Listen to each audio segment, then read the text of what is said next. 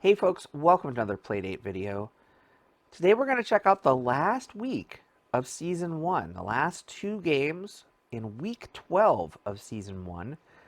And then afterward, I'll give my final thoughts on the season itself and the Playdate console. So let's go ahead and open up the first gift here. Ratcheteer. Yeah, not Rocketeer. Ratcheteer.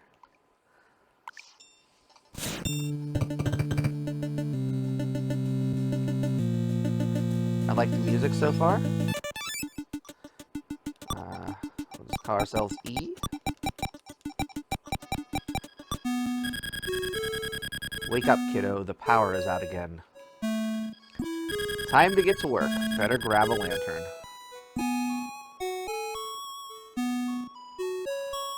So we need to find a lantern. I'm assuming it's probably in this treasure chest. Yep, it's a crank lantern.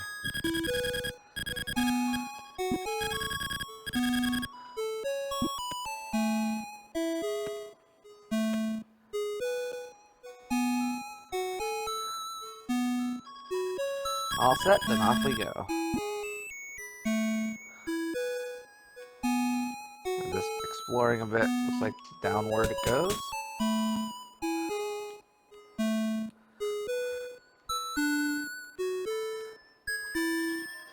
Found Ren's hand lens. Grants an improved awareness of your surroundings. Okay. We found two tools. Press B to swap between them.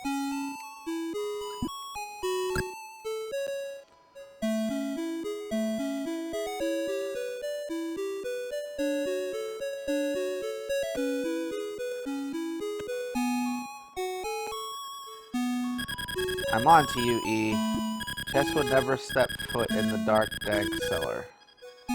You can borrow my hand lens as long as you return it in one piece. Okay. So, go back upstairs. Crank a bit so we can get a little bit more light. Lantern maintenance. In addition to lighting your way underground, a lantern can attract or scare away threats. Nothing enjoys having a bright light shine directly in its eye. Alright. And then I guess we're going out. Mechanic Town.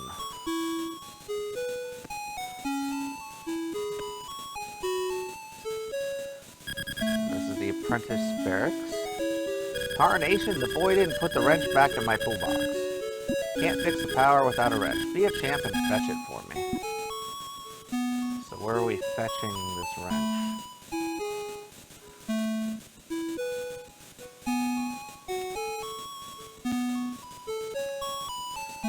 Alright, let's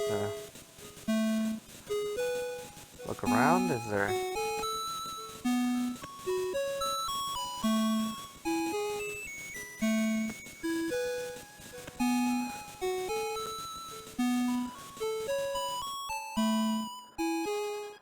I always put the wrench back. The old cougar probably just forgot it. Check his place.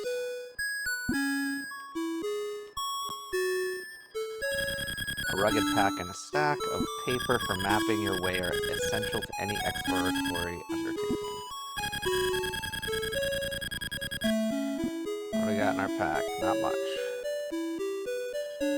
The master's mill is a perfect place to read a book. The sound of the water rushing over the mill wheel is so relaxing. Alright. I'm gonna go look for the guy's house. This is his house. Light activated fridge requires power.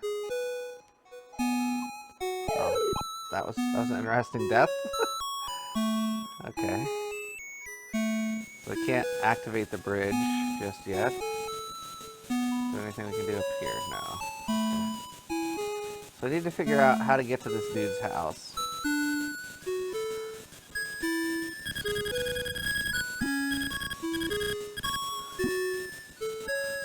Is this guy an apprentice or is he something else? Is the thing.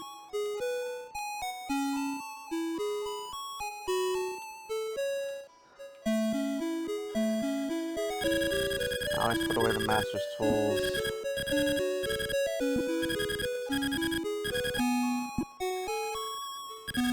Sky is falling, okay. Freeze and live, or live and freeze. That's all fair. But I have no idea where this dude's house is we're supposed to be going to. Maybe it's up this way. Go for crossing. Watch your step. Go for easily distracted by light.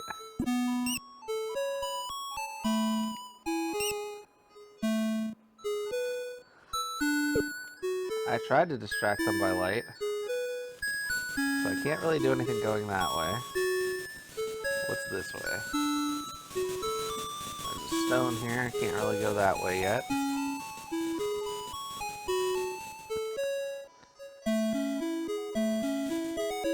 Guess we'll go to the left a little bit here. No. Also impossible right now. Try downward. There we go. Here's some additional homes.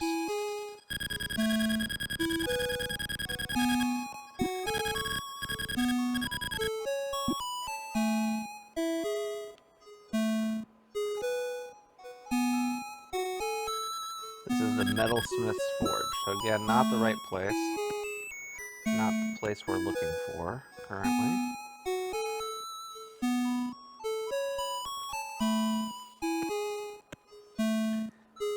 There's a well here. I don't know how to go down these wells, unfortunately.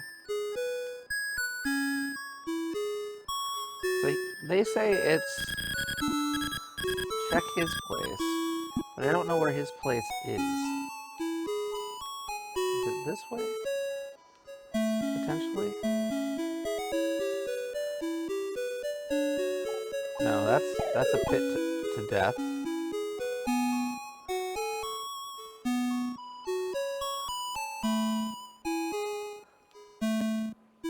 And that's the bridge that we can't go across.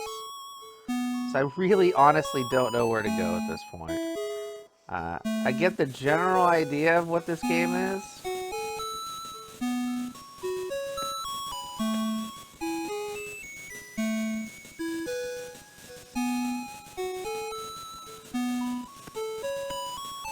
The power's out. We need to try to figure out how to restore it. I'm assuming we probably need to get over there to that door somehow. And there doesn't seem to be a way to do that from here. So, I don't know. Ratcheteer. Probably not a game I'm going to try anymore in the future, but cool that it exists. Kind of your normal classic RPG style gameplay. I just can't figure out how to find this guy's house. Obviously we've been down here before. There's nowhere else to go here except for the path that we've already taken.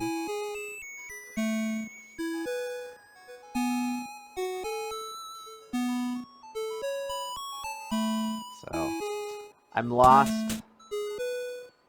Can't say it's been the best gameplay experience of my life. And I'm going to move on to what's going to be our final game. Alright, this is our 24th and final game of Season 1. Let's see what unwraps. I don't know if it's just 360 or b360. Looks like it might be like a lowercase b360.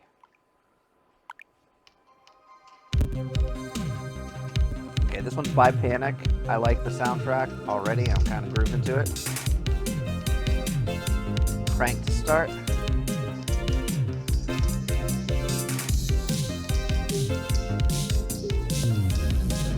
Lost in the depths of space, the crew of the starship B360 seeks a safe route home. We'll have to take them out using our energy sphere.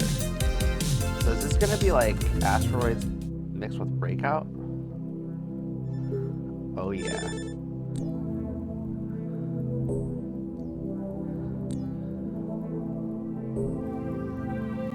Uh-oh. You only hit each wall once. I see.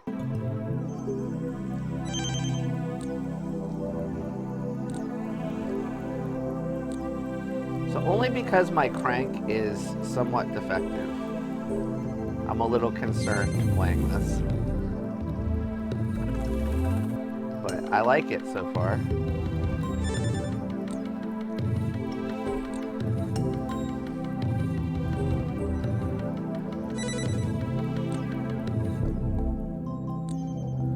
Oh, we lost it. Okay, let's try again.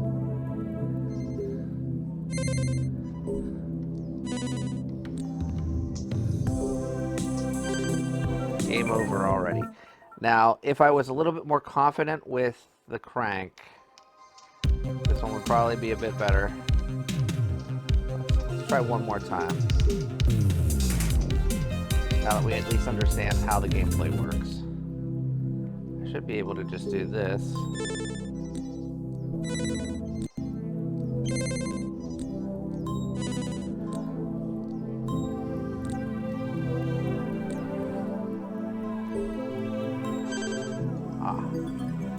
Got close.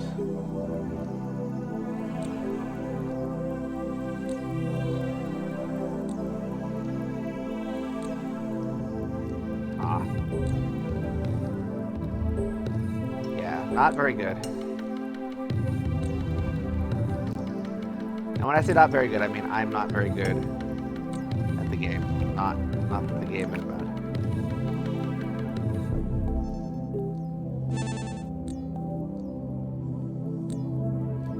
Oh no.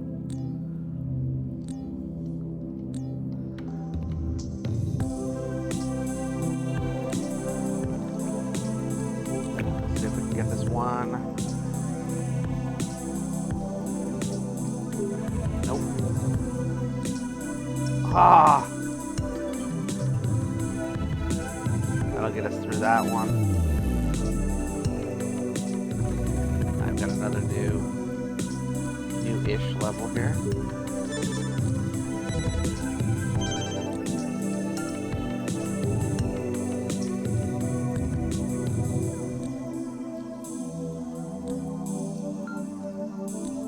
So if I just kind of gently glide it like this, it's not so bad. Oh, nope, maybe it is. Maybe it is. It's just more... Ah. I like that the planet's name is I Hate This Floor Plan. Let's try one more time. I think, again, it'll keep us on that same planet. Yeah. Keeps us on planet 3, so at least we can kind of continue. So we're not starting the game over disheartened. Oh, man. When I mess up deeply.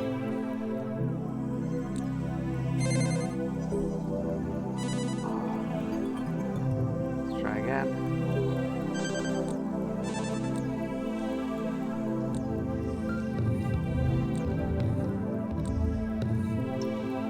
Wow. Again with the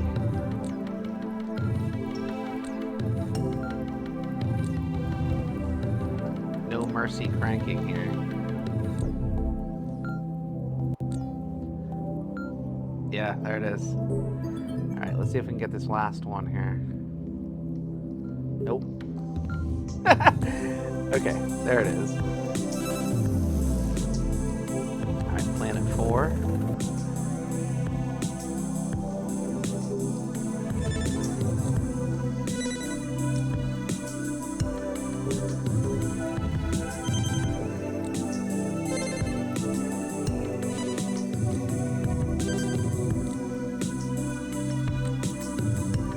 Oh well.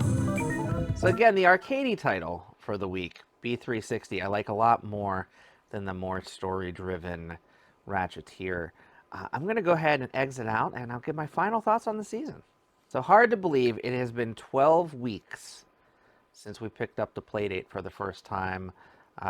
This was a console that I had ordered, and I didn't know what to expect. And then, honestly, some of it was good, some of it wasn't so great. The first thing I want to mention is the screen. This is the screen of the Playdate. You can notice how dim it is in my camera angle. Like, I have to really angle it a certain way for you to see the picture. And that's a problem. It's a significant problem. Even under bright studio lights, I have problems seeing the screen. I can't play this in bed. I can't play this really anywhere where the light might be slightly dim. I'm sure people have come up with a way to do a spotlight like they did on the old original Game Boy, but why?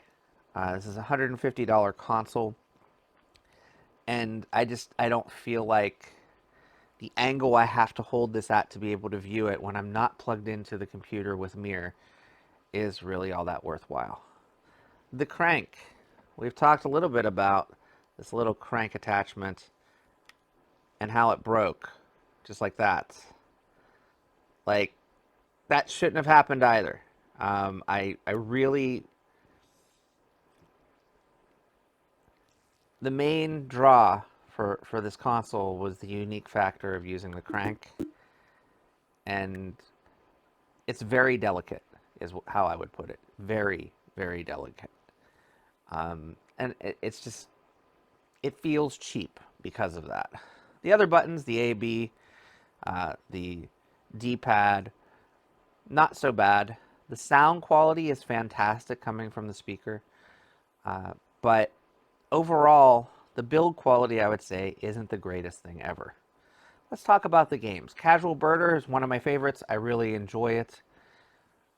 Whitewater Wipeout, it's okay. Again, it's very crank-based, but also uses the A and B buttons. Not very intuitive to play. I guess some people can get really good at it. I didn't really take the time to master it.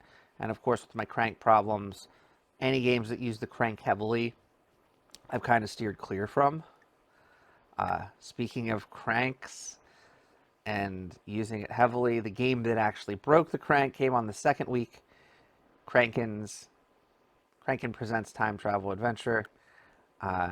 It's a great game. It's an excellent concept. I feel like this is one that if I continue playing the Playdate, I will probably pick up and play some more. I may look into playing it via an emulator or something of that nature. I know there's one that Panic has produced to test games. I don't know if you can test the actual retail games, but I don't want to break my crank any further. Boogie Loops is a fun sequencer application. I'm not a musician, but if I was, it would be a lot of fun to play with and maybe even compose songs with. Lost Your Marbles was a fun one, where you're basically using marbles to advance a adventure. I didn't get very far in it. Again, probably not one I would pick up and play a lot. So far, Casual Birder is a title I would definitely continue playing. The second title I would definitely continue playing is the Match 3 Puzzler Pick Pack Pup.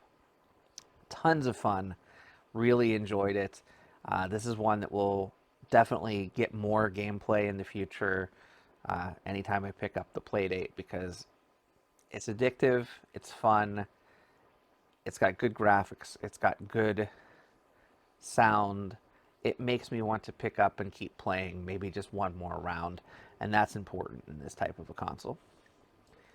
Flipper Lifter is kind of like elevator action with some cute little penguin birds. I don't know. It's a pretty basic game for the most part. It's fun. I'd probably keep it around because it doesn't take up a whole lot of space, but I'm not sure if it's one that I would return to again and again. Echoic Memory is a lot of fun. The way that it uses kind of distorted sounds, and you have to figure out how to fix them on slightly more broken consoles each time is kind of interesting. It's a unique spin on a memorization style game. I like it. I think it's a unique game, but again, probably not one I would come pick up and play a lot in the future. Demon Quest 85 was not what I expected. It's a seance simulator where you're summoning demons to solve high school related problems. I don't know. It just really wasn't my thing. What was my thing? Omaze. Great game. I've played a lot of it since I played it during the original week video. Uh, I like this one, so probably the third one that I would say would be a keep for me. So again, we've got Casual Birder, Pick Pack Pup, and Omaze so far. Hypermeteor is also a fun one. Now, how fun is it? Is the thing. It's frustrating because I don't know the best way to acquire points in the game. Uh, you basically just collide with things, and sometimes you get bonuses and things of that nature, but I've not figured out how to tie those bonuses together and to get higher scores. I get game over a lot. I don't think the game was intuitive enough for me to really get a lot of enjoyment out of, so I think that one's probably a pass. Zipper is a lot of fun. It is addictive. You have to figure out and navigate paths around the henchmen without getting killed. And sometimes you have to kill them to get past them as well.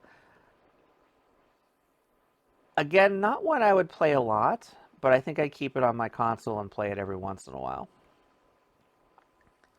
Executive Golf DX, with its kind of move the golf ball either down through the building or up through the building, reminded me a lot of games like What the Golf or other Cursed to Golf, I think is another one, but not executed as well. And I feel like it was missing something to actually pull me in and want me to continue playing. It kind of felt laborious to play, like I was working. Maybe that's why it's called executive golf, but not one I'd probably pick up again. Questy chess is a lot of fun, where you're playing as a pawn, navigating through a chess program, trying to defeat the other characters. I like this one a lot, and I will continue playing this one, so I would actually add this one to my recommended pile as well. Star Sled, definitely a recommend. I really like the way that the gameplay works, both with the crank and the A and B buttons. This one is a go-to. Like if I was to show off the Playdate to someone, this is one of the games I would definitely show them because it's easy to relate to, easy to navigate, and easy to play. Saturday Edition is a very, very slow-paced game. It's an adventure game. I love adventure games. I'd love to take the time to sit down with this one and play it. But when I'm playing on the Playdate, I'm not usually sitting down, relaxing, and wanting to pick up and play a slow-paced game. Mainly because of the lighting. You lose the light fast, and then you're staring at a darkened screen. So I think it's a pretty special game. I think it's one that, like, if this was on PC or console other than the Playdate, I'd probably really enjoy it.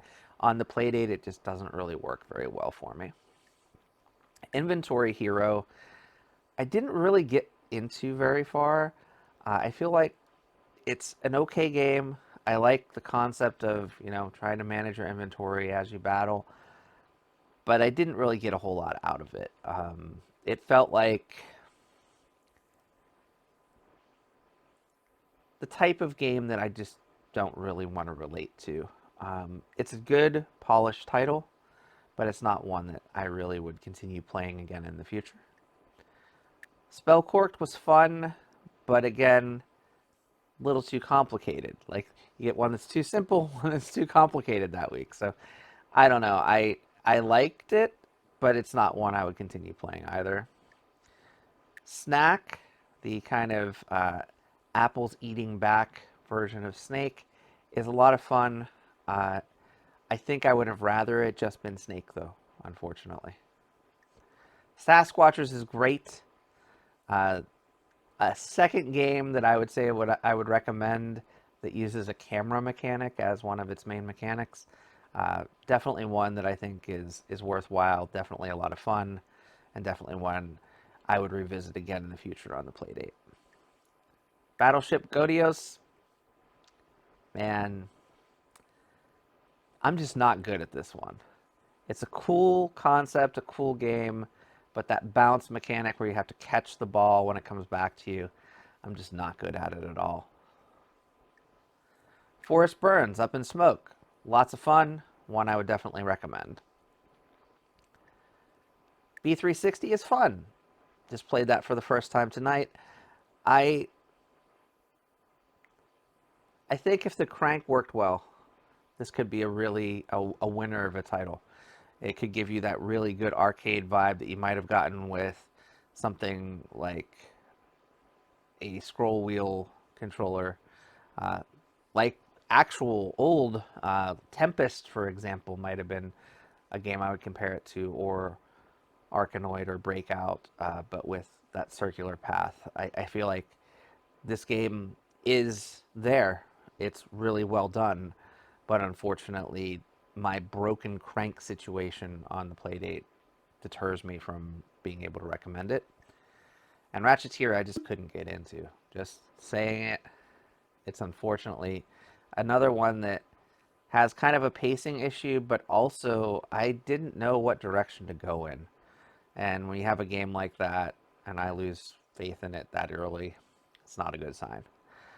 Overall, for the cost of the console, I got to try out 24 great concepts. I feel like the developers that made all of these games are extremely talented. I think they did a great job building out the library for this console. And the other thing I want to mention is here in settings, if we go into games, we still have 2.6 gigabytes free on the console. Uh, we also have a game update, which I didn't realize. Which game wants to update? Pick Pack Pup has an update. Interesting. So we're currently downloading 705 bytes of data. Uh, again, the settings menu even is simple, easy to understand, works well. And the thing that I want to mention is that 2.6 gigabytes, you can definitely use that space and fill it up with other games that people outside of the regular season have created. There are tons of great games on itch.io and on other platforms to check out on the Playdate console. So if you did get a Playdate and you're not as thrilled with the Season 1 library as you might have thought you would have been, you can certainly pick up other games and still get some good gameplay out of the Playdate. I think for me, though, the Playdate is not a console that I'm going to return to a lot in the future. I've had some issues seeing the screen. I've had major issues with the crank, and I just unfortunately don't feel like this is one that I would pick up and play regularly in the future. I am certainly going to check out some of the independent titles, and if there was a season 2 in the future, I would definitely revisit the Playdate for season 2. Now, if there was a subscription cost for season 2, I'd have to see really what that content really gives back. If there was a Playdate 2 with a better crank and a backlit screen, I'd probably consider it. But the current state of the Playdate, I'd probably give not a recommend, unfortunately. Uh, love the concept. Love what Panic has done with a curated weekly surprise library of 2 games per week. Love the developers that have put forth some passion projects into this, but unfortunately not one that I'm going to be coming back to again and again in the future. I hope you enjoyed this series. I hope this gave you some insight into the 24 games that are a part of Season 1 of the Playdate that ship alongside the Playdate as part of the asking price. I will be back with more content soon, not from Playdate, unfortunately. Thanks for watching, and I'll see you next time. Bye-bye now.